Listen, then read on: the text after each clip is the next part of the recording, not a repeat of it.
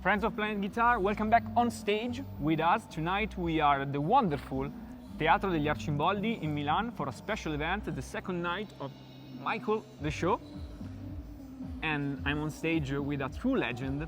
I have to say I'm very honored to be here with Miss Jennifer Batten. Thank you so much, Jennifer, for your time. Oh yeah. So tonight we are here to celebrate the King of Pop, Michael Jackson. Yes. And you had the opportunity, fantastic opportunity, to play with him for 3 world tour. Yeah. The Bad Tour, the Dangerous Tour, and the History Tour. 10 years. 10 years. Yeah. Can you share some memories of that amazing decade? Oh God, it was a whirlwind. My favorite tour, I think everybody that was on the Bad Tour said that was the favorite tour, because everything was new to us, and Michael was on top of the world, and there were cameras in our faces everywhere we went. He brought his monkey to Japan, you know, I mean, things that just don't happen to normal people. And he shut down the Tokyo Disneyland for us. I mean, I was a Michael fan before I got the gig, but when people ask what it was like to play with him, I said it was a paid vacation. Because it was fun, I liked the music, and I got to see the world. Well definition, well definition. You say that you get the chance, and you took that chance with the audition. So do you remember your first audition with Michael? Maybe which song did you play to impress him? You know, I asked, the person that called me up to arrange the time asked me when I wanted to come in, and I said, well, when's the last possible time? Because I wanted to just cancel everything, stay home, and work on his hits. And so I did. About 3 days later, I went in, and there was no band. It was just me and a video camera. I was like, go.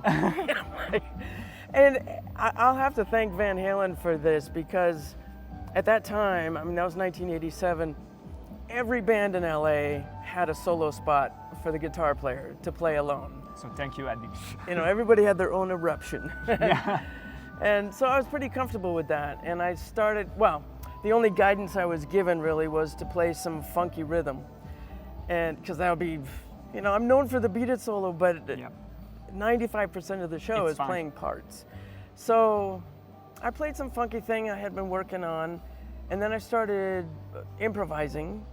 Then I played the Giant Steps tapping solo. Okay. I had just finished a 3-song demo for my first record, and I had worked out at Giant Steps for 2 hands. So I did that, and then I had been playing the Beat It solo in a cover band for a couple of years. Okay. So I thought he might find that useful. So I ended with that, and I didn't tell anybody that I had done the audition. So it was a big surprise for everyone. Yeah, in fact, I love this story because a friend of mine called me up after I had gotten the gig and I was doing rehearsals, and he goes, so what are you up to? And I go, I'm going on a world tour with Michael Jackson. And he just laughed, like he thought it was a joke, and I didn't tell him that it wasn't a joke. You know, a couple of weeks or months later, he calls me up, you weren't kidding! I didn't know that was true. So yeah, it was a very exciting time. Cool stuff. And a lot of people all around the world still want to listen to Michael Jackson's music live. Why do you think so? And also from a guitarist point of view, what is the most important characteristic of Michael's music, in your opinion? Well, you know, it's fascinating that even today, so many years after he passed, there's little kids that the first time they hear his music, they're like, Thrilling. Engaged. Like Wendell, when he first heard it, it was like he wanted to hear that over and over and over and over, and then more songs, and then learn the dances. And there's something about his music that's just so infectious for different generations of people. So many of the people that come to our shows now weren't even born when Michael was touring. I mean, the last tour I did with him, his last solo tour, was 1992.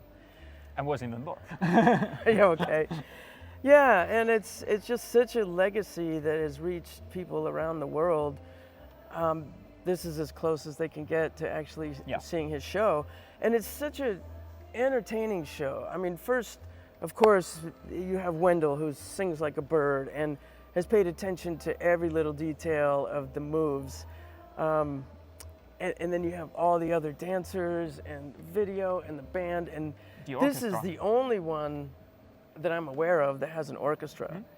And so it's just like, on fire with horns. I mean, when I toured with Michael, we didn't have horns. Yeah. Well, that was done by keyboards. Yeah. Greg Filligan. Yeah, and the orchestra was done by keyboards. So it's a really one-of-a-kind show I'm really proud of. Okay. And the second question was about the guitar part in Michael Jackson music. You spoke a lot about funky, Yeah. but also rock. So there's a very mixture of styles. Yeah, the smartest thing he did was to get Eddie involved because, you know, there's such a categorization in music that people think if you do one thing, you don't do another, and you don't do another. You stay in your lane. And, you know, Michael, because he was black, people thought, okay, it's soul music without even listening to what it really was, especially as he evolved. And in fact, they wouldn't let him on MTV. They told him, this is a rock channel, you can't be on it. And his manager, Frank DeLeo with the cigar, said, okay, if you're not gonna let him on MTV, I'm gonna pull all of my artists. And they go, whoa, whoa, whoa, whoa. Wait a second. Don't threaten me with a good time. So Billie Jean, you know, In It took off like a rocket, and obviously the rest is history. And then adding Eddie got the whole metal crowd, the rock crowd, a metal crowd to pay attention. And he kept that formula. Then he got Steve Stevens after that, and Slash, and it was just Jennifer Batten. Hey, well, it's a really smart move to. I mean, that's another way to evolve too, to add different elements, to not only have the same cookie cutter formula every time, you know, to really expand and bring in more people and keep the fans that you already had entertained with progress. Some new stuffs. How does it feel like to be considered a guitar heroine in a guitar world where most of the iconic figures are men? Oh. Well, I mean, the recognition that I've got, I really appreciate.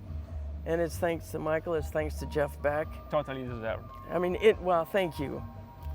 I mean, especially in the guitar world, Jeff Beck really helped get me in that world, you know.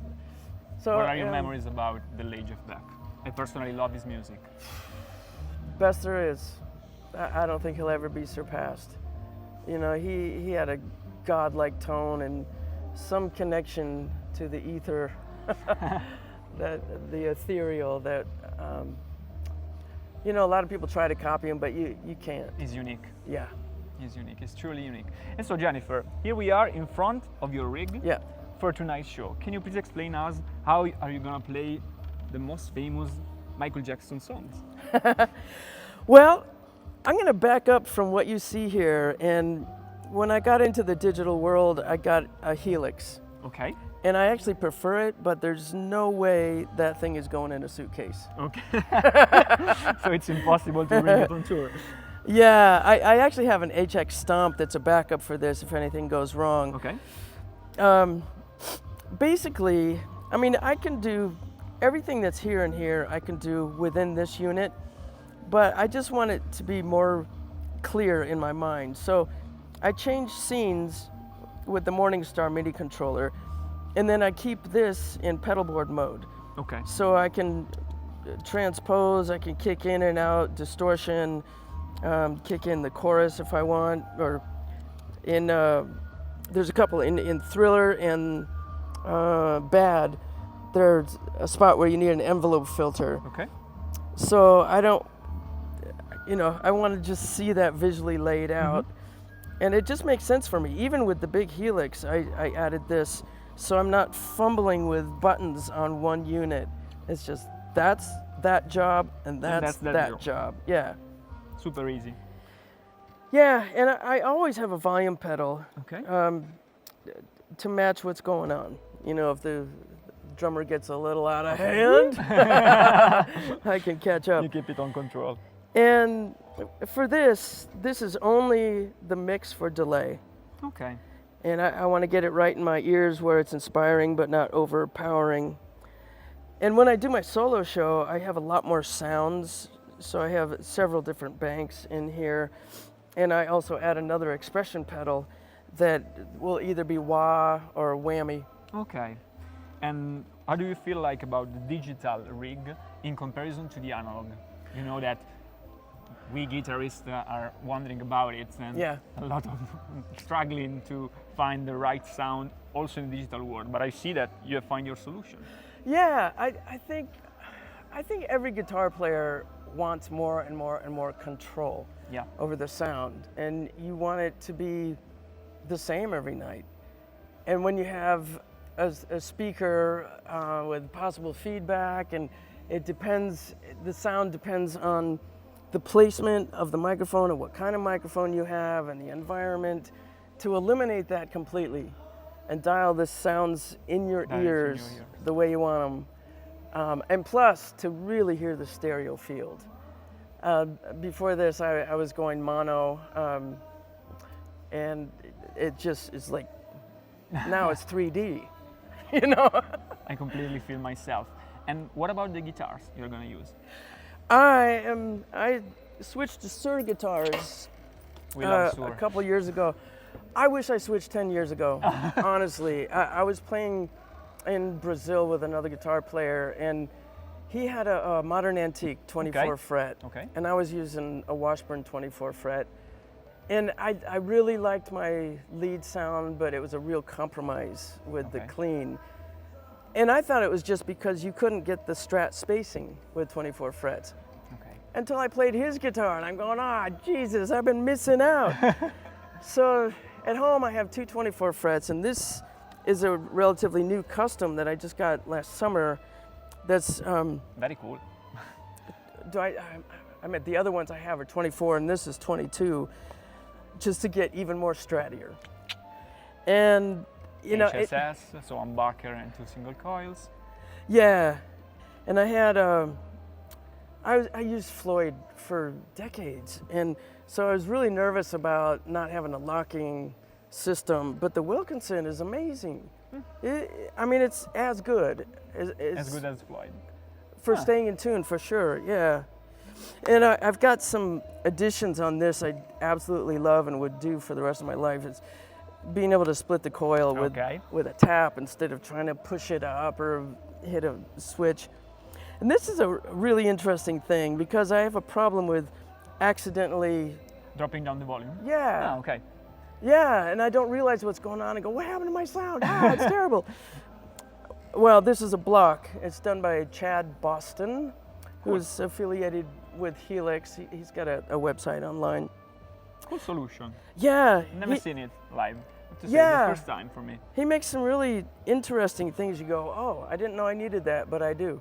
in fact, he made the pedal toppers Okay. for that, and a shield for the glass. Ah,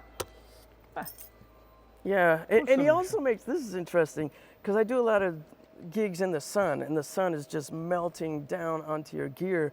Well, he's got shields for that, sun shields, that as the sun moves, your shield can move. oh, wow. Yeah, just for that, and I have another one for the Helix. Interesting. What else with this? So Sur the way. Sur is the way for you. It is the way. Now is the way. Yeah. I have to buy a Sur. That's definitely the truth. I have to say. Yeah. Honestly, I should have done it for myself years ago, but I was endorsed before. Yeah, And, with the washboard. yeah. Okay, remember well. And that they kind of imploded. So I go, I deserve this. So I was drinking sake one night and thumbing through reverb. Click. And you buy. My first Sur from Japan used, and it was fantastic. Huh. Yeah, so I think that's it for the rest of my life. So great advice from Jennifer Batten. You can also buy online a great guitar. It's risky. It's and risky. be satisfied. And be satisfied. It's risky, but you can be satisfied. Yes. So thank you, Jennifer, for your time. We cannot Cheers. wait to hear you tonight for Michael the Show. You're gonna be touring Italy for at least the end of June, I think, if I remember well. My stint ends on the 14th with Okay. them. Okay. Then I had some other things booked, but I'll be back in the fall. Ah, okay. So you have many opportunities to see this amazing guitar heroine live.